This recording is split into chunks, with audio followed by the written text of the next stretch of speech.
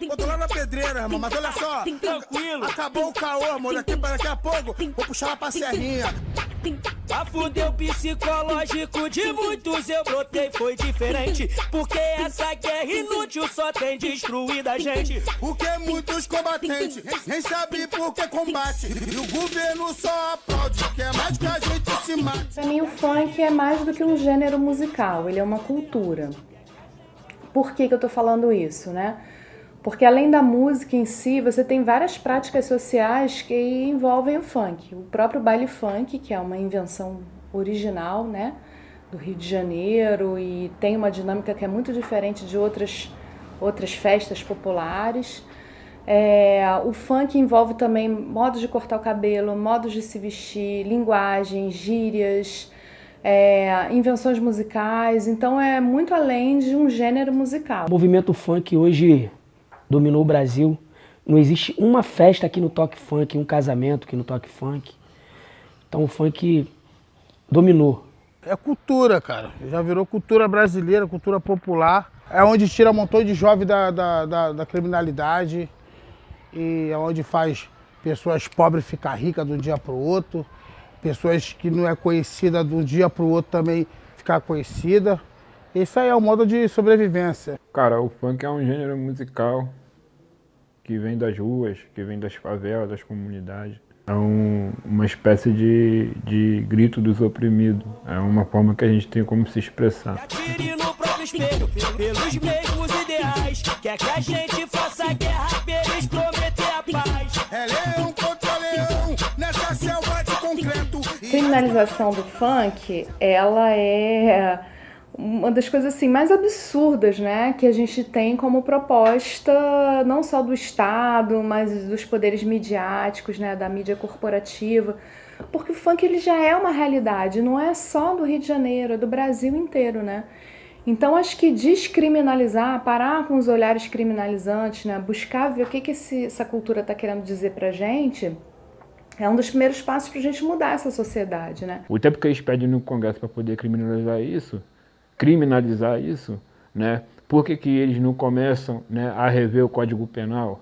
Por que eles não começam a rever um outro plano de segurança pública nacional, já que esse plano de segurança pública não funciona, já está mais do que provado que não funciona. Nunca se prendeu como se prende, nunca se matou tanta gente. São 60 mil assassinatos por ano no Brasil e mais de 70% dessas pessoas são jovens e negras e pobres, né? Então, eu acho que o funk, olhar para o funk, incentivar o funk, pode ser uma maneira da gente reverter isso. Né? O que se quer é controlar, né, as pessoas que produzem essa cultura. Então, hoje, um negro, né, de boné, cordão de ouro, dependendo, né, do seu relógio, né, ele passa a ser alvo de um controle social por conta, né, justamente do que é produzido na cultura funk, que é o acesso, né, que essa juventude quer ter desse mercado de consumo. Isso está uma realidade, né? Então, o medo que se tem é justamente a forma como esse jovem negro e pobre vai ter acesso a esse mercado de consumo. Então, o medo do branco, né, acerca da existência, né, do acesso do negro, né, a cidade produz esses processos de criminalização, né, que são, como todo processo de criminalização, construídos como um movimento político, né, de controle social. Né? Então, nenhum crime existe por natureza, né? Todos os crimes são construções políticas, né? E a criminalização do funk passa a ser uma construção política de criminalização das pessoas que produzem a cultura do funk, que é o jovem negro, né, das periferias do Brasil. Aí retorna pra jaula o leão que sai vivo. Pra que o general reflita nessa humilde opinião, as senzalas se uniram pra acabar com a escravidão. O funk, ele tem uma longa história antes dele de criminalização das culturas negras, né, das culturas dos afrodescendentes, dos herdeiros das pessoas que vieram da África para cá sequestradas em navios negreiros. Então o funk ele herda essa história. Isso já aconteceu com o samba, com a capoeira, né, com as religiões de matriz africanas, com várias manifestações culturais que são massacradas ao longo da história, né? O Estado republicano no Brasil, o primeiro documento assim, do nosso Estado republicano é um Código Penal em 1890, que vem antes da Constituição, a Constituição é em 1891, né? Que tem um dos seus capítulos destinados a criminalizar capoeiras e vadios. Quem eram os vadios? Não era qualquer pessoa que não tinha trabalho, era quem fosse pobre e não tivesse trabalho. Isso foi logo depois da abolição. Quem era a maioria das pessoas que não tinha trabalho? Elas eram de que cor? Né? Eram negros, recém-libertos, né? Então acho que a gente precisa mudar essa história, né? E o funk, ele faz parte disso. Então acho que isso explica muito por que o Estado não investe no funk. Pô, o governo não investe nem na saúde, na educação. Poxa, o funk ele acha que é de favela, que é do crime, que é do tráfico. Não, pô. O funk é a cultura que vem da favela e os playboy tudo curte. E os caras mesmo que faz a lei, os filhos deles curtem o funk. Aí, tá ligado? Tem que investir mais na educação e na saúde. E o funk nós investe, parceiro, com o nosso talento. Existe fomento, pô. Também é ser hipócrita essa frase que não tem. Né? Eu fui contemplado pelo edital do Territórios Culturais, Favela Criativa, que é justamente para esse tipo de produção. Sendo que eu acho que é uma coisa que ainda vai ter que amadurecer muito, entende? Porque é tipo, toma, vai lá e faz, entendeu? Eu acho que deveria ser uma coisa vista com mais atenção, que tipo assim, realmente tivesse a preocupação de que desse certo. E não que fosse só uma coisa assim, como é que se diz, teatral. Justiça, liberdade, lealdade, união. Achei a bandeira branca lá no... Isso que a gente chama de poder paralelo é um poder do Estado, né? Porque a gente vê, em geral, quando a gente fala poder paralelo, a gente está querendo dizer o quê? Esse tráfico varejista, né? Esse comércio varejista de drogas nas favelas, que a imprensa chama de tráfico de uma forma muito seletiva, porque ninguém chama de traficante, por exemplo, quem carrega e é pego com grandes quantidades dessas substâncias ilegais, né? Então já começa por aí. Então, se a gente for ver isso que a gente chama de poder paralelo, as rotas pelas quais essas substâncias chegam, e mais do que isso, as armas, né, isso necessariamente passa pelo Estado brasileiro. Então, acho que não é um poder paralelo, é um poder complementar, né? E por que se investe? Eu acho que é uma questão muito complexa, né? Eu acho que não é exatamente um investir, né? Num sentido assim que uma indústria cultural investiria, né?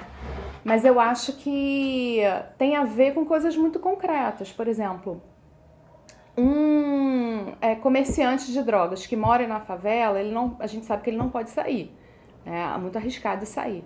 Então ele vai se divertir na própria comunidade, né? E o baile funk é uma diversão de juventude. E esses caras são jovens, né? Então nada mais racional do que trazer, né? Garantir que exista diversão ali dentro, né? A dificuldade de um traficante sair da comunidade onde ele reside para ele poder ir curtir um baile no asfalto, para ele era conveniente ter um baile na comunidade dele, para o divertimento dele, e aquilo fazia com que ele fosse, né, prestigiado naquela comunidade ali, porque ele estava visando o entretenimento daquela favela. Automaticamente, quando acabou-se os bailes de clube, essa galera que curtiu o baile de clube migrou para as comunidades. Passaram a curtir baile em comunidade. Então, o baile de comunidade deixaram de ser uma coisa de comunidade para ser uma coisa muito abrangente. Queria ver o Pinheiro fechadão com a Novolanda. Complexo do Chapadão, de mãos dadas com a quitanda. E também com a Lagartixa e o complexo da Pedreira. É uma hipocrisia proibir o funk proibidão. Por quê? Primeiro que a gente tem aí exemplos na América Latina mesmo, de vários gêneros musicais que falam da questão da vila do crime e tal, e nem por isso são proibidos, né? Segundo, porque as narrativas que estão nas letras dos funks proibidões, elas não estão só nos funks proibidões. Você vê um filme como Tropa de Elite, essas narrativas estão ali, nos jornais populares, nos Cidade Alerta da vida, nesses grupos de Facebook que falam da violência urbana. Então, assim, por que um jovem cantor, né, um jovem MC da favela, quando ele pega o microfone e conta essas histórias, por que isso é visto como um escândalo? A meu ver, é porque ele já é um sujeito criminalizado. Quer dizer, um diretor de cinema, branco, de classe média alta e tal, contar isso, né, não é visto como uma ameaça, às vezes é visto até como denúncia.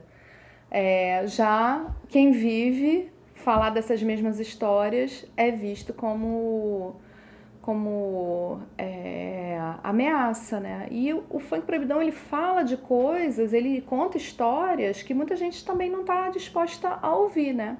E não está disposta a falar sobre elas, não tem coragem de falar sobre elas, né? Vários proibidão neurótico. Porra, tá dominado, era um proibidão, entendeu? E outras aí que eu não gosto de falar que, tipo assim, o proibidão me trouxe muito problema também, entendeu? Arrumei muito inimigo também, falei coisas que não era pra falar, agradei pessoas que não era pra agradar e, tipo assim, hoje em dia, pô, eu tô com outra mente, já sou vô, entendeu? Então outra mente do mundo funk. Hoje em dia eu não canto mais proibidão, mas me trouxe muito problema. E eu falo para as pessoas que estão começando a cantar agora, não faça proibidão, não levanta a bandeira para facção nenhuma, que é complicado. Na minha realidade, na minha visão, eu nunca cantei o funk proibidão. Eu sempre cantei a verdade que eu via dentro da minha comunidade, entendeu? Então, para mim, era apenas... O que eu estava falando era normal, entendeu? Era normal, na minha visão, entendeu? E a gente respondeu um inquérito por associação e apologia ao crime. Eu fui depor lá na Polícia Civil, lá na delegacia da internet e tal, porque na época estava saindo em vários sites nossas músicas, entendeu? E a gente só falava a realidade, pô, a realidade que a gente vivia, a realidade que a gente tinha que passar, entendeu? E quando isso foi pro asfalto, quando isso caiu no ouvido do filho do desembargador, quando isso caiu no ouvido do filho do político, aí começou a chamar proibidão, entendeu? Apologia ao crime. Porque eles não podiam ouvir a verdade que a gente vivia dentro da comunidade. Essa construção absurda e jurídica, né, ensejou a prisão preventiva de uns 10 MCs, né, e eles foram parar numa carcerária da Polinter, na época eu era coordenador, né, e foi interessante porque podemos, a partir de um projeto que já existia, que era o Projeto Carcerária Cidadã, incluir o debate sobre o funk e fizemos inclusive um show dentro da carceragem da Polinter de São João, né, onde os próprios MCs faziam um protesto contra a prisão deles na carceragem da Polinter. E foi um momento também onde os próprios MCs puderam observar, né, todo o movimento político que estava ali voltado, né, para a criminalização deles. Eles se organizaram, reagiram. Está sendo repartida por guerra de facção. Mas tem que derrubar o muro. Na geração dos anos 90, a maioria dos MCs ou se identificava com religiões de matriz afro-brasileira, ou se identificavam com o catolicismo, ou não se identificavam, assim, não tratavam da temática religião no seu trabalho, né? E que a partir dos anos 2000, sobretudo 2010 para cá, 2009, eu começo a ver a presença de uma cultura evangélica muito forte, não é só no funk, né? Nas favelas, nos bairros populares em geral. E o tipo de pertencimento religioso é diferente, porque as denominações evangélicas, elas chamam a pessoa para trazer essa questão religiosa, inclusive em espaços de trabalho, né? Então, você subir no palco e falar de Jesus Cristo é parte de uma declaração do seu pertencimento religioso, né? Então, eu acho que é muito importante essa mudança, né, no cenário do funk. Eu acho que a gente vai assistir cada vez mais isso, né? Funks falando de Jesus, falando de religião, falando de salvação, né, de livramento, né, de coisas assim. A maioria na favela são evangélicos, graças a Deus, entendeu? E a gente, nós, MCs, a gente também é influenciado por essa fé, entendeu? Então o nosso lema é Jesus Cristo é o dono do lugar, fé em Deus, entendeu? Acho que a gente tem que passar para as pessoas, independente da gente não estar na igreja. Isso é como se você pedisse uma espécie de proteção, né? É você declarar-se fazendo parte de uma comunidade religiosa que está em expansão, é cada vez mais forte, né? Sobretudo em favelas e periferias, e tentar incluir o funk nisso, né? Porque muitas vezes funk e religiosidade são vistos como coisas diferentes, né? Ou você está no mundo ou você está na igreja, né? E o funk é do mundo, ninguém tem dúvida disso, né? Então acho que é uma maneira de fazer uma mediação também. Falar, olha, eu tô no mundo, tô no funk, mas eu almejo a igreja, vamos dizer assim, né? Eu acho que eu vejo muito disso, porque a gente sabe que essa coisa do estar na igreja e estar no mundo são processos, né? Não é uma coisa linear, tem idas e vindas, né? Às vezes a pessoa está num lugar, às vezes está no outro. Então acho que é meio uma maneira de dizer assim, olha, eu tô aqui, mas eu tô querendo ir para lá, ou tô ciente de que lá é importante, né? Eu acho que Deus é em primeiro lugar, cara. Independente do que cantar, se cantar samba, pagode. Deus é em primeiro lugar em tudo. Se as pessoas falam, porque tem algum sentido do que quer dizer na letra. Independente de que é exaltando o tráfico ou não, pô, Deus não vê cara, Deus não vê... tipo assim, se a pessoa é bandido, se a pessoa é empresário, é trabalhador. Deus é um só e isso aí é a inspiração de cada um. Eu tenho uma inclinação para a religião evangélica, aquilo que eu creio. Eu aprendi assim, não que fosse uma coisa de família, mas eu aprendi assim, eu me identifiquei e passei a a professar essa fé, né? Então, automaticamente, aquela realidade que está sendo colocada na música, aquele contexto ali que está sendo inserido na nossa música, ele vai ter um toque pessoal nosso, ele vai ter um ponto de vista nosso, certo?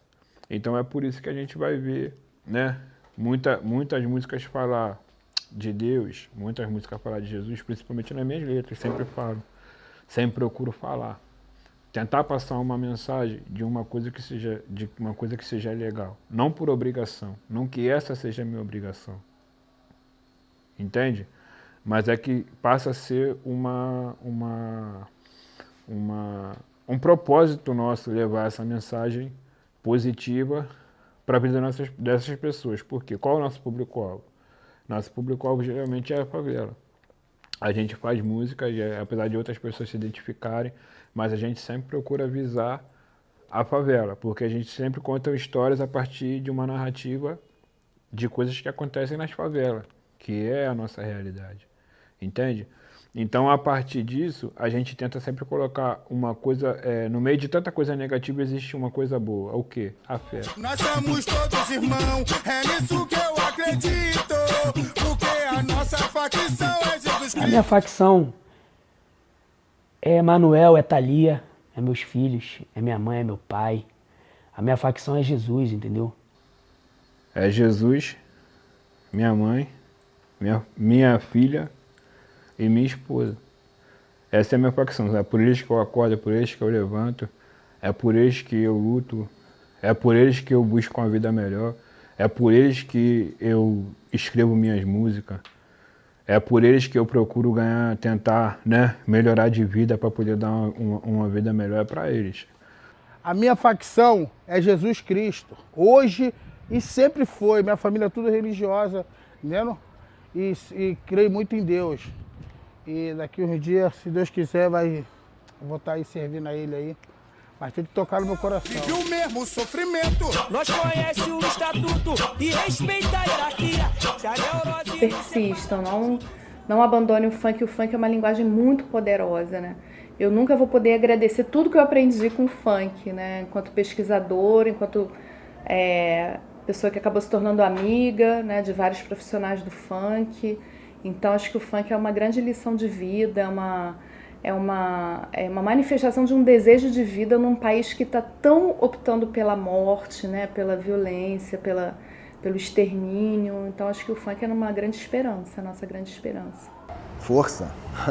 Esse processo de criminalização, eu acho que ele não vai cessar, né? Então existem dois caminhos: ou vocês vão se entregar, né, aos ditames da indústria, né, que nunca deixou e nunca vai deixar de ter o funk, né, como uma mola, né, importante, né, da indústria cultural, e vão obter muitos lucros, mas vão pautar, né, o funk, né, dentro de uma fala, que não seja a fala, né, que traz o medo e o pânico para eles mesmos, né, ou vocês vão manter, né, a força, né, de falar sobre a realidade, né, das suas comunidades, das suas próprias vidas, né, que isso eu acho que é uma joia, né, muito maior, né, do que qualquer sentido que o sucesso ou o dinheiro possam trazer, né, para qualquer um de vocês, né, porque tudo isso vai passar, né, mas a mensagem, né, e a luta que vocês podem inserir, né, para uma sociedade mais justa, né, acho que isso aí tem uma força muito maior, né, mas, né, a vida segue olho aberto, né, porque o movimento de criminalização não vai parar por aí.